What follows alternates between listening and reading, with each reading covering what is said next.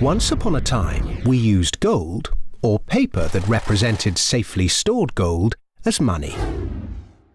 It worked well for thousands of years, partly because gold is independent, and partly because it keeps its purchasing power. An ounce of gold buys you as much food, clothing, and energy as it did 50, or 150, or 1,550 years ago. Compare that to modern money, which seems to buy you less and less each year. 100 years ago, when the Federal Reserve Bank was formed, a dollar would buy you this much oil. 50 years ago, it bought you this much. Now, it buys you this much. That's not very much, is it? In fact, in the 100 years since the Federal Reserve Bank was formed to protect the currency, the purchasing power of the dollar has fallen by this much. Why did governments stop using gold? In 1914, the British and German governments were committed to various spending programs and World War I, a war that probably needn't have happened, and neither had the money or gold to pay for it. So they took their countries off the gold standard and, free of its restraints, printed the money they needed.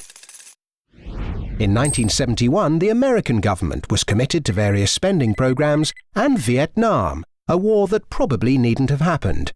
And it didn't have the money or gold to pay for it, so it took America off the gold standard and, free of its restraints, printed the money it needed. Sound familiar? If governments didn't have the power to run up deficits, these wars could never have happened. There wasn't the gold to pay for them.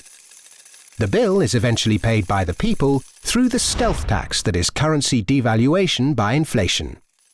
Now the world operates under a system of money and credit known as Fiat. It's the law that what we use as money be money. The government and its banking agencies have the power to issue money, but no one else may do so. Unlike gold, of which there is a finite amount in the world, with this Fiat system, there is no limit to how much money can be created, so inflation becomes inevitable. Look at the mess the UK and Germany got the world into after leaving the gold standard in 1914. World War I, German reparations, Weimar inflation, the rise of Hitler, and so on. Look at the mess the world has got itself into since 1971, when this Fiat system became the global norm. An endless sea of wars, debt, poverty, social inequality, economic bubbles, rampant consumerism, and environmental rape. None of which could ever have happened to anything like the same extent, with that little bit of discipline and restraint imposed by gold. The ability to issue money is too much power for governments, banks, anybody, however well-intentioned. The best way to stop the abuse of power is to spread it as thinly and widely as possible. That's why we need to get back to a sound system of money. Unlike any bank, any corporation, any government or any body, gold really is independent.